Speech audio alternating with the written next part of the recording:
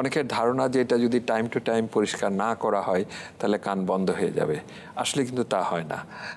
কেন হয় না? যে আমরা যখন কথা বলছি, আমরা খাওয়া দাওয়া চাবাচ্ছি, তখন কিন্তু এইখানের যে মুভমেন্টে এটা আস্তে আস্তে বাইরের দিকে মাইগ্রেট করে ওয়াক্সটা চলে আসে এবং শাওয়ার নেওয়ার সময় এটা নিজে থেকেই ক্লিন হয়ে যায়। বিভিন্ন কারণে তো আসলে আমাদের হিয়ারিং লস হয়ে থাকে বা ডেফনেস ডেভেলপ করে। কি কি কারণ হতে পারে স্যার আসলে?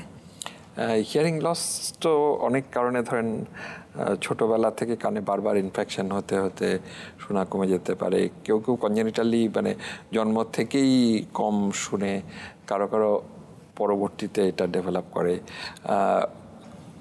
ওটাইটিস মিডিয়া বলে যে রোগটা, যেটা বলছিলাম যে কানে ইনফেকশন থেকে কানের পর্দা ছিদ্র হয়ে অনেক সময় ডিসচার্জ হয়ে যেটা ক্রনিক ওটাইটিস মিডিয়া হয়।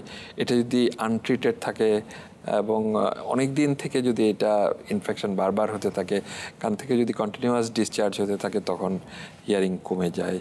আচ্ছা স্যার, আসলে আমরা কখন অ্যাকিউট বলছি আর কখন ক্রনিক বলছি এই সাপোরেটিভ ওটাইটিস মিডিয়াটাকে? অ্যাকিউট ওটাইটিস মিডিয়া হচ্ছে যে আপনার ওই যে সাধারণত ঠান্ডা সর্দির সাথে রিলেটেড, অল্প কিছুদিন থাকছে, অ্যান্টিবায়োটিক দিয়ে ভালো হয়ে যাচ্ছে, সেটা acute otitis media.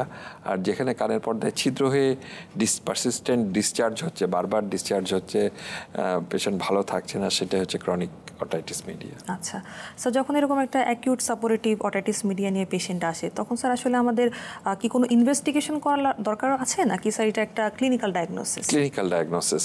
Most of the কেসে এটার খুব একটা ইনভেস্টিগেশনের প্রয়োজন পড়ে না। আচ্ছা স্যার, এই ক্ষেত্রে আসলে কনজারভেটিভ ম্যানেজমেন্টটা কীরকম হয়? আমরা সাধারণত অ্যান্টিবায়োটিক, অ্যান্টি অ্যালার্জিক এবং নেজাল ডিকনজেশন দিয়ে এবং সাথে পেইন কিলার দিয়ে তার এটা বাচ্চাদের বেশি হয়ে থাকে আর কি, এর জন্য আমি বাচ্চার কথা বলছি আর কি।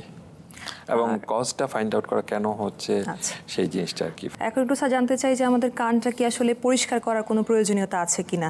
যেমন আমরা কটন বাড খুব কমনলি অনেকে ইউজ করে থাকি, এটা সম্পর্কে যদি আপনার পরামর্শ দেন। তো এটা অ্যাকচুয়ালি এটা একটা অটো ক্লিনসিং ক্যাভিটি, বা এটা নিজে থেকে পরিষ্কার হয়। আমাদের কানে হাত দিলেই, যদি যারা কান পরিষ্কার করেন না, হাত দিলেই দেখা যায় একটা আঠালো এবং তৈলাক্ত, অয়েলি এবং স্টিকি একটা সাবস্ট্যান্স রিলিজ থাকে। সেটা এখানে কিছু পার্টিকুলার কিছু গ্ল্যান্ড আছে, সেরিমিনাস গ্ল্যান্ড আছে, যেটা থেকে এই সিক্রেশনটা হয়। এটা কিন্তু কানকে প্রোটেক্ট করার জন্য আমাদের সৃষ্টিকর্তা এটা দিয়ে দিয়েছে। এবং এই যে এই জিনিসটা যদি কানে থাকে, তাহলে কিন্তু কানকে প্রোটেক্ট হয়। কিভাবে হয়? যে কানে পানি ঢুকতে পারে না, অয়েল কানকে পানিকে রিপেল করে। 2 নম্বর হচ্ছে কোনো পোকামাকড় ঢুকতে পারে না। 3 নম্বর হচ্ছে যে ধুলাবালি ঢুকতে পারে না। ধুলাবালিটা ওখানে লেগে যেই কানে ওয়াক্স বা কানে যে ময়লাটা তৈরি হয়। অনেকের ধারণা যে এটা যদি টাইম টু টাইম পরিষ্কার না করা হয় তাহলে কান বন্ধ হয়ে যাবে। আসলে কিন্তু তা হয় না। কেন হয় না? যে আমরা যখন কথা বলছি, আমরা খাওয়া দাওয়া চাবাচ্ছি, তখন কিন্তু এইখানের যে মুভমেন্টে এটা আস্তে আস্তে বাইরের দিকে মাইগ্রেট করে ওয়াক্সটা চলে আসে এবং শাওয়ার নেওয়ার সময় এটা নিজে থেকেই ক্লিন হয়ে যায়। আমি আমার পেশেন্টদেরকে বলি যে সারা জীবন যদি কান পরিষ্কার না করেন, কান কখনোই বন্ধ হবে না। আর একবার যদি আমরা যখন ক্লিন করতে যাই, যদি বাইরে ওয়াক্সটা থাকে এবং কটন বাড দিয়ে অনেকে এটাকে ভিতরে ঢুকিয়ে দিচ্ছে, পর্দার উপর নিয়ে যাচ্ছে, কানের ভিতরে কিন্তু কখনোই ওয়াক্স যাবে না।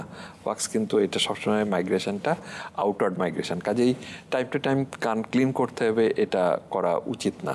কান নিজের থেকে পরিষ্কার হয় এবং এইটা করতে যেয়েই কিন্তু অনেক রকমের কানের সমস্যা চলে আসে। আমি আমার পেশেন্টদেরকে বলি যে কান খোঁচানো বন্ধ করেন, ডাক্তারের কাছে যাওয়া লাগবে না। তাই একটু জানতে চাই যে অনেক সময় তো দেখা যায় এইরকম অ্যাক্সিডেন্ট হতে পারে, যে ট্রমাটিক বিভিন্ন রাপচার হতে পারে আমাদের এই টিম্প্যানিক মেমব্রেনের।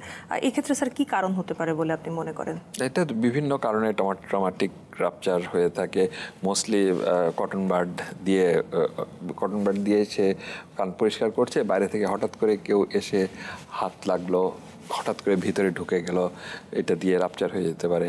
অনেক সময় স্ল্যাব থেকে মারামারি করতে যেয়ে এইসব ক্ষেত্রে মানে সাধারণত। স্যার, আমরা একটু জানতে চাই ছোট করে আপনার কাছে যে কানের কি কি যত্ন আসলে আমরা নিতে পারি? কানের যে বললাম যে কোনো যত্নই কানের নেওয়ার দরকার নাই, কানে কোনো কিছু ঢোকানো যাবে না, কাঠি, তুলা, কটন বাড এগুলি দেওয়া যাবে না। ওই কানে পানি ঢুকলে কিন্তু কানের অটোমেটিক্যালি কিন্তু পানিটা শুকিয়ে যায়, এটাকে বের করতে হয় না।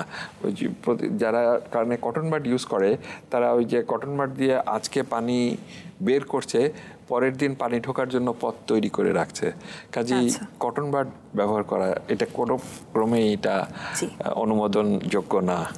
স্যার, আমরা আজকে আমাদের আলোচনার একদম শেষ পর্যায়ে চলে এসেছি। দর্শকদের উদ্দেশ্যে আজকের আলোচনা সম্পর্কে যদি কোনো পরামর্শ থাকে। দর্শকদের উদ্দেশ্যে আমার ওই যে কিছুক্ষণ আগেই যে কথাটা বললাম যে কখনো কানে কটন বাড বা কোনো কিছু ঢোকাবেন না। 2 নম্বর হচ্ছে যে আপনার ঠান্ডা লাগতে দিবেন না। যদি ঠান্ডা কখনো লেগে যায়, ঠান্ডাটাকে তাড়াতাড়ি ভালো করে নেবেন ওষুধের মাধ্যমে। নাকটা যেন সবসময় ক্লিয়ার থাকে, নাক বন্ধ হতে দিবেন না। নাক বন্ধ অবস্থায় বেশি দিন থাকা যাবে না, নাক এটা থেকে বিভিন্ন রকমের কমপ্লিকেশন হয়। আর 3 নম্বর কথা হচ্ছে গলার স্বর কখনো বসে গেলে ভয়েস রেস্ট বা কথা বলা কমিয়ে দেবেন। তাতে ইমপ্রুভ না করলে নিকটবর্তী কোনো ডাক্তার দেখাবেন। এবং অনেক দিন ধরে গলার স্বর বসে থাকাটা এটা খারাপ লক্ষণ, এবং এটা ডায়াগনোসিস হওয়া দরকার কেন আপনার গলার স্বর বসে আছে। কাজে এটাকে ইগনোর করবেন না। স্যার, একটু ছোট করে একটু জানতে চাই স্যার, অনেক সময় আমাদের কানে তো ফাউল স্মেলিং হতে পারে, এটার কি কজ হতে পারে? কানে ফাউল স্মেল সাধারণত যে কানে যদি অটাইটিস মিডিয়া 2টা টাইপ হচ্ছে, একটা সেফ টাইপ, একটা হচ্ছে আনসেফ টাইপ। আনসেফ বা ডেঞ্জারাস টাইপ, যেটার কোলেস্টিয়াটোমা নামে একটা টিউমার লাইক সাবস্টেন্স তৈরি হয়, যেটা বোনকে ইরোড করে। যখন বোন ইরোশন হয় তখন ওই স্মেলটা আসে। কাজেই এটা একটা particular type of otitis media বা কানে ইনফেকশন থেকে এরকম কানে ফাউল স্মেল হতে পারে। এবং এটা একটা অমিনাস সাইন, খারাপ যে কান থেকে যদি দুর্গন্ধ হয় তাহলে এটা খারাপ।